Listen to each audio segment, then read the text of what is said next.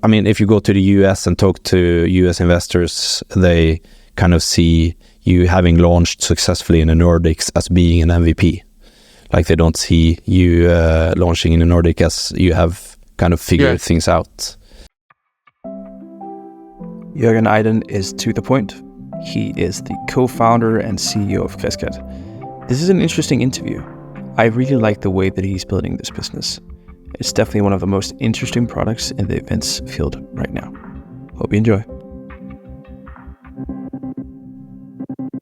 Hey guys, and welcome to another episode of Sound Connections. Today I have a very interesting guest. It is Jørgen Iden. Is that how I pronounce it? Iden. From Crescat? Yeah. Thank you for being here. Jørgen, I met you at a conference 6 months ago, and you guys are working with a really interesting platform that's called Crescat, which is you can probably describe better than me, but event management and production platform. That's really interesting because it is one of the best systems I've seen. I was very lucky to see a demo. And now I have you here on my podcast as a part of the Founder Series. So today we're going to talk about your journey as a founder and how that led to Crescat. But Jørgen, where are you? Yeah, great. First of all, thanks for having me.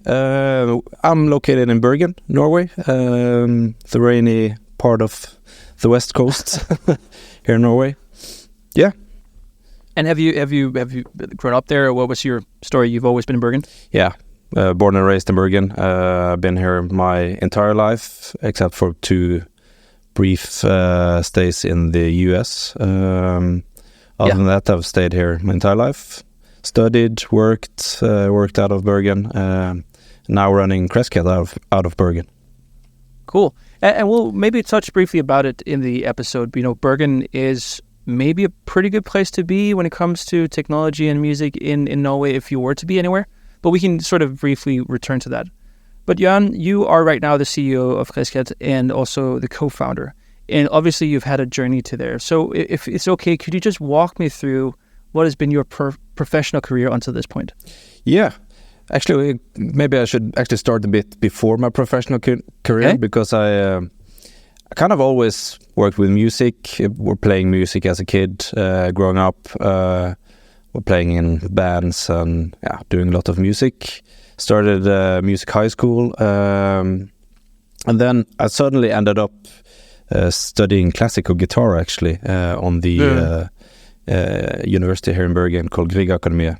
So I studied classical guitar for 2 years. Actually didn't plan to study guitar. It was kind of just happened, and when I was accepted into the school, I was like an opportunity I could not take. So I jumped on it and went there for a few years. Then I completely changed course, started studying economics at NHH, Norwegian School of Economics instead. So that was quite a hard turn. But when I was both studying guitar and also before that as well, I was always the one ending up doing sound. So I was doing recordings and the live sound for bands and my friends and everything. Yeah. And while I was studying, I also suddenly found myself touring with bands and artists and working for rental companies and venues and stuff. So kind of just, things kind of just happened. And suddenly when I finished NHH, I ended up touring for a few years, while we also were kind of, the Crescat journey also was born in that period as well. So I mean, it's a lot of coincidence. Some may say it's been planned a bit, but it's also like you could say planned coincidences that have kind of led me to where we are now with Crescat and everything. Yeah. So was it a frustration, a problem you met on tour that led you to have the idea? What was the process of thinking about Crescat? Yeah, very much so. So both actually when I was studying, we had a lot of student festivals going on that I was very much a part of organizing.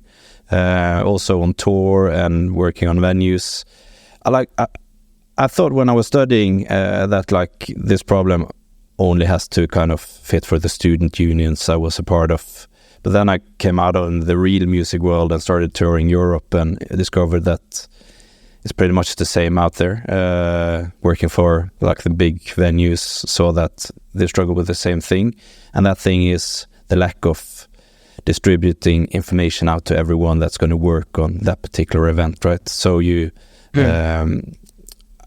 like it's often when you arrive to a festival, it's like the joke that you have the old technical rider, which is basically the tech spec for it's the requirements from the band basically, and it's a standing joke when you arrive in a festival that you haven't kind of gotten the right rider. So that's very much the problem the industry faces or has been facing. That it takes so many people to create an event, right? You need this the sound and lighting company, then you have the venue, the promoter, you might have some security people, and it takes a lot of different companies and teams and people and individuals to make an event, and it's so much information that needs to be distributed out to all those people, and more often than not, it's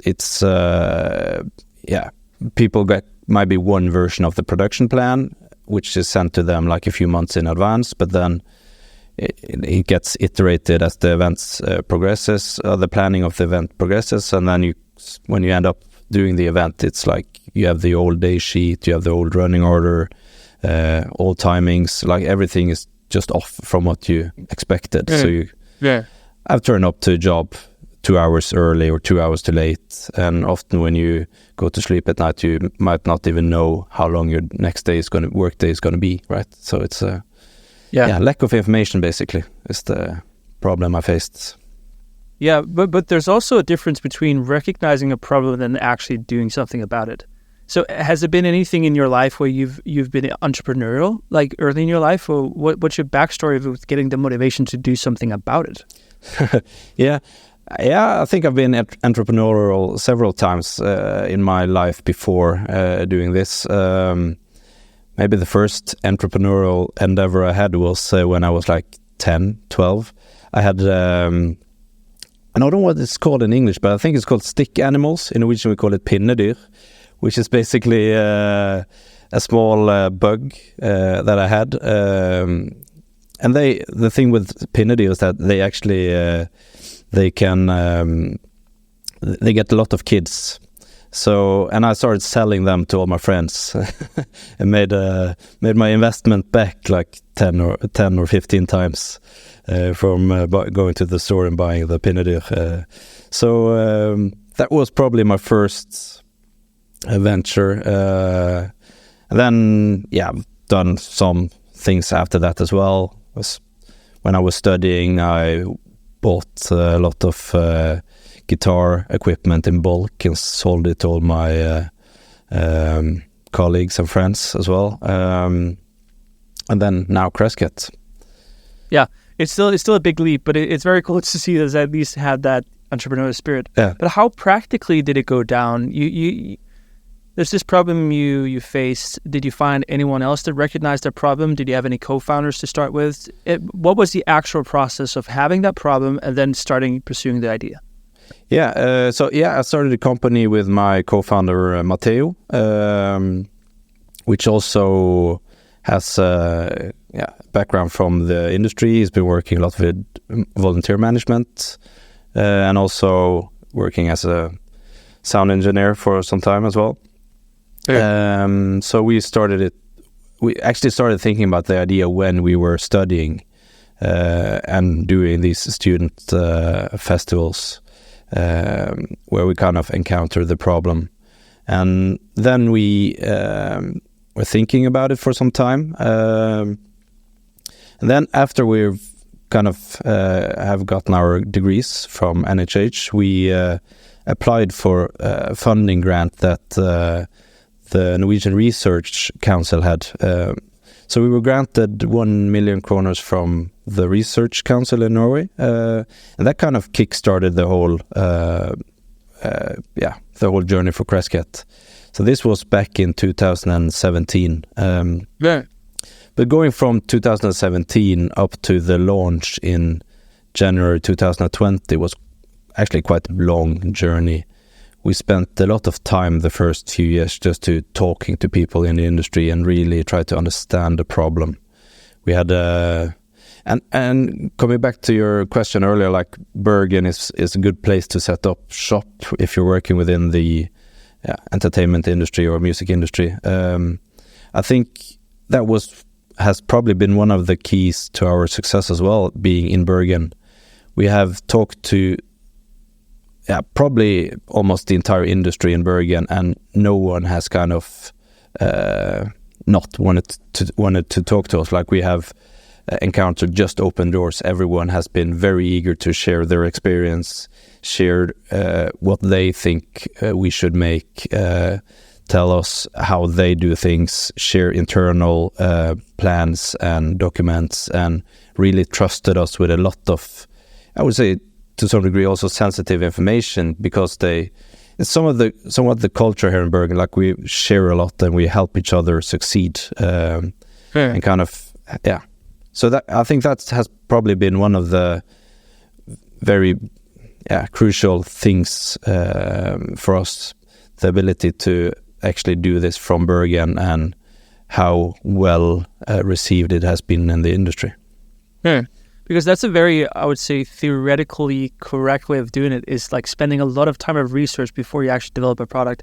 And not a lot of entrepreneurs really sit on that phase for too long, but that's what you guys decided. We really want to understand this problem at depth before we do anything about it.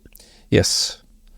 So yeah, absolutely. So we, I think we used almost 2 years just talking to people, making mock-ups, making like beta versions that we tested, iterated.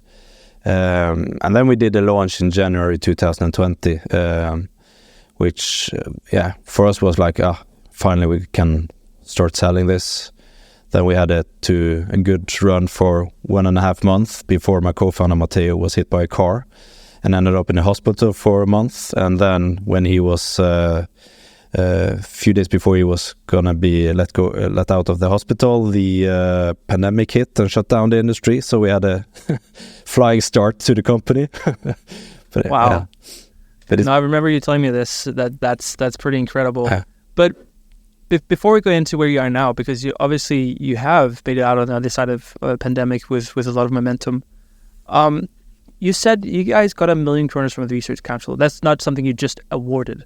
Like, did you see like that they were looking for projects and you applied based on your idea? Like, what was the process with getting that money? Yeah, so it was they had like a scheme which is called for Ny Student, which is it's a way for the Research Council to give students the opportunity to take their research primarily from the master's degree and kind of utilize that on to make a business, basically. Okay. So I wrote my master's degree on B2B platforms. So I could kind of utilize that into the research project that we presented to the Research Council and got funding based on that. Okay.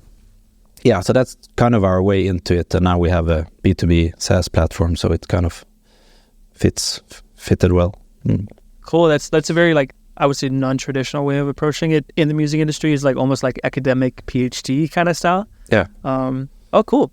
That's amazing. But I'm so confused because you guys have a platform right now which is the hype of Norway, of the event industry. I'm fairly active myself in the event industry. I know a lot of people, and everyone's like, well, we changed Crescat, or talking about Crescat. So obviously there hasn't been a proper solution before then. Like, were there other softwares that people were using what just wasn't good enough? Like, what was the actual problem with the existing software that were doing this? Yeah, sure. So there have been quite a few companies trying to solve this problem. But most of them are actually quite old. Like, one of our competitors their first version, I think, was made in 1989 on Commandore. Okay. And a lot of like the technology in their system also kind of reflects that, right? So a lot of our competitors are quite starting. I wouldn't talk bad about our competitors, but they are a bit outdated on the technology side. So that kind of gave us an opportunity. And then also what kind of makes us unique and different is that we are creating an ecosystem for the event industry. We are creating a platform where you can invite in everyone you are collaborative on an event with, right? So if you're a promoter, you can invite in the venue and the sound technician and the artist into one system. Yeah. Like the other systems that are out there, they can. It's basically a silo system. It's for the production manager, and you can create PDFs that you then again can send out. But that doesn't solve the version problem, like having production plans in 15 different versions. That makes a lot of sense. And you mentioned technology. What is it about your technology that's unique compared to the competitor? Is that the interaction aspect you just described? Yeah. So the collaborative aspect, I would say, is like the main differentiator for us. And is it you or Matteo that did the development of the first MVPs? Or like, how did you approach, beta testing, as you mentioned? Yeah, so most of our platform to date has been developed by Matteo. Of course, we have gotten other developers on as the year has progressed, but he's built most of our system to date, actually. But when you mentioned his background, you didn't really mention programming or full stack development or whatever you call it. Does he have an experience in that, or did he just wing it, or what was his approach? Yeah, so he has a master's degree in statistics, like from a economical side. So he's been doing a lot of programming on that end, and then he's also kind of self-taught to some degree as well. So. Okay. Yeah.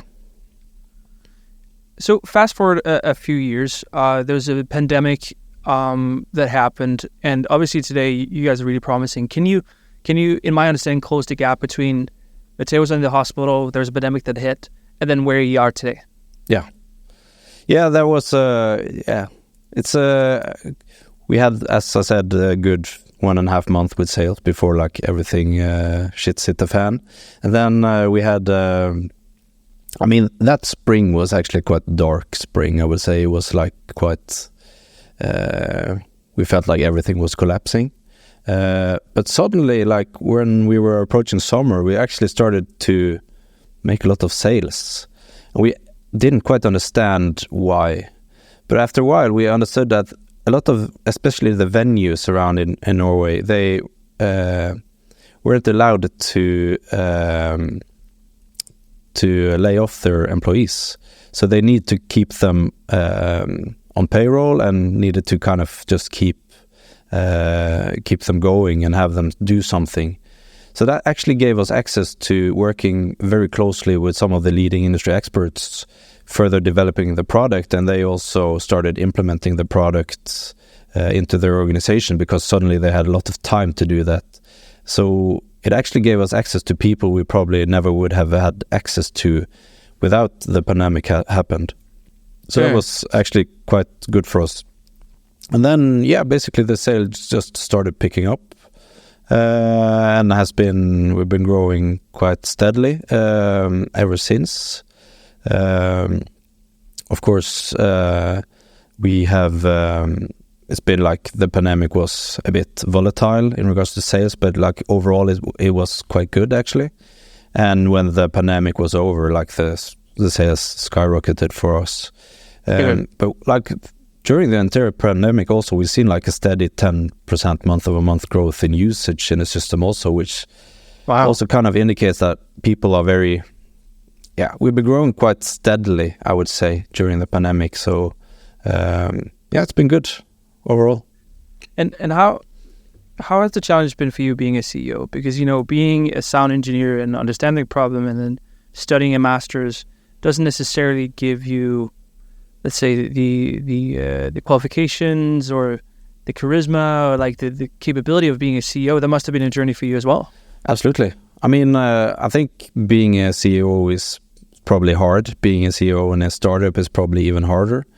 And I think about a bit like running startup, like assembling an airplane while flying. It's like a crazy. You have to kind of just figure out things as you go. And then also it's very, very important to have good people around you that you can kind of talk to, learn from, and bounce different questions off of, just to kind of learn. So I think to kind of, have good people around you is key also. Yeah.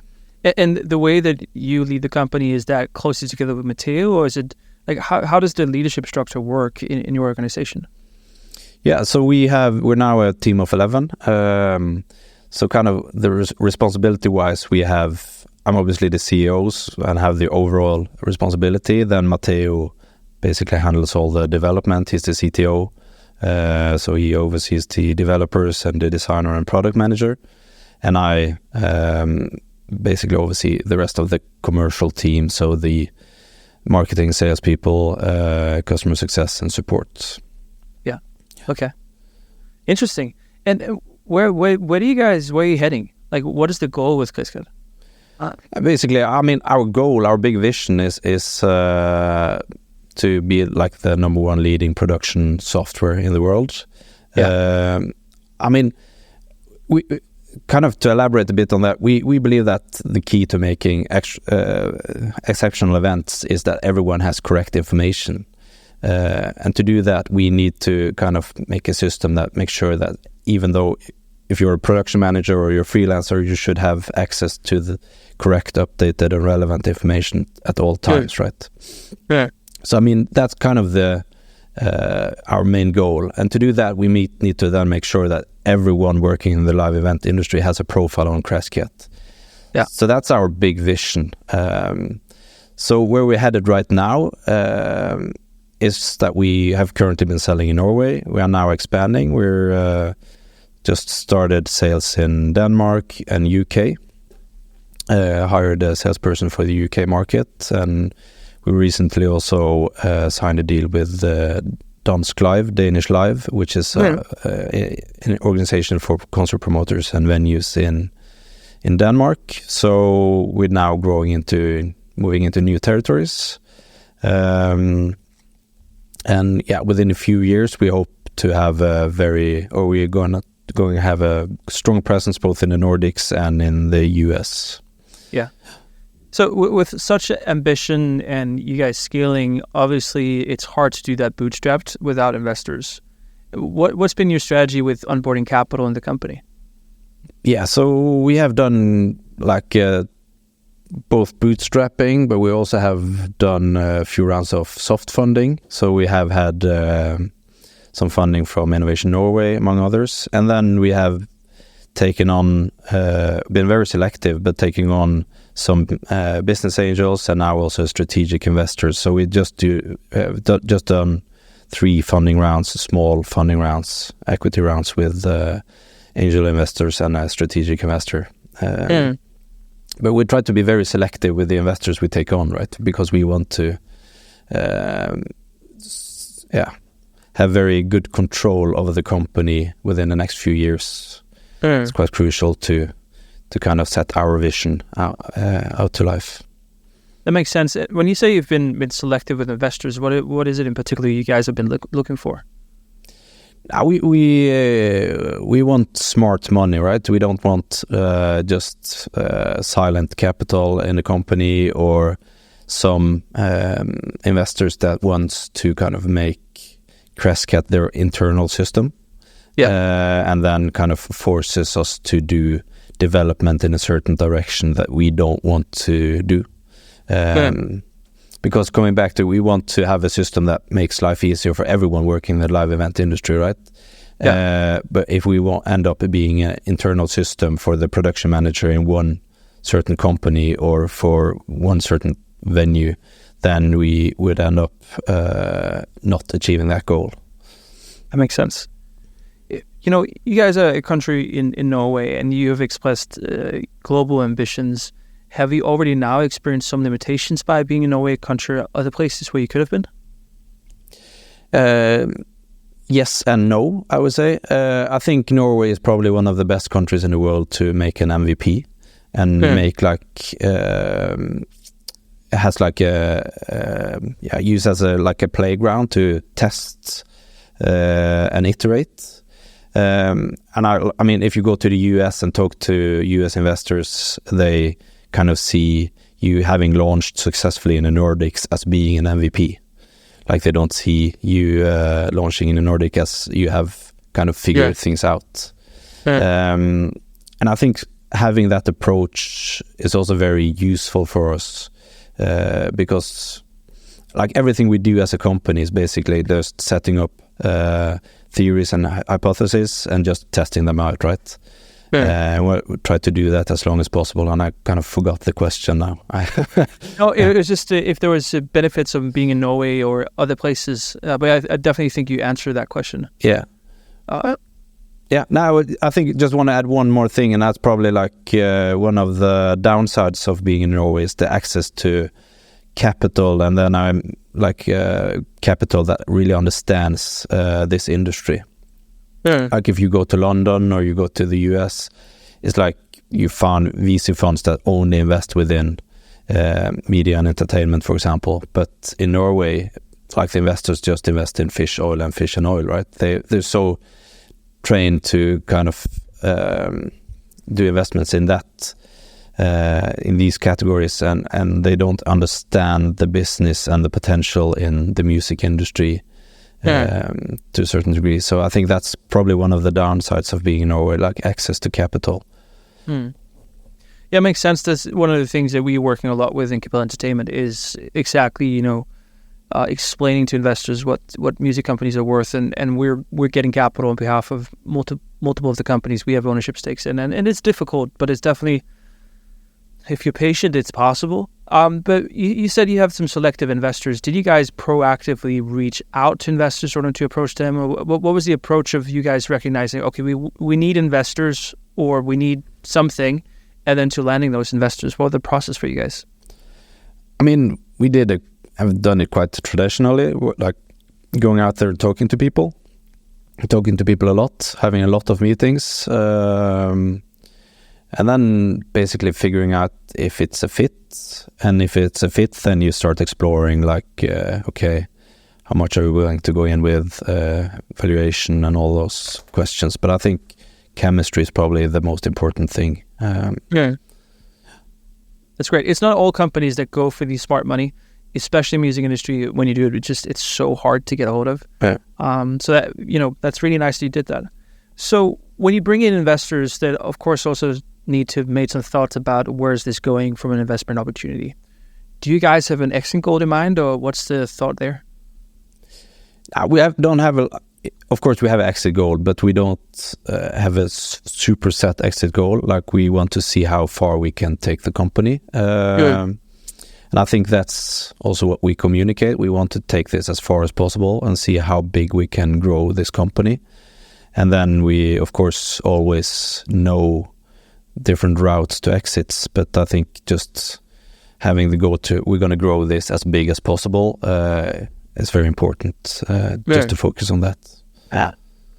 How do you feel about the general direction of technology and music technology? Because obviously you're a board member of BUS, and BUS is an investment fund in Bergen from Bergen Kommune that invests in music-related projects and music technology. So you must have a lot of thoughts of what's happening right now.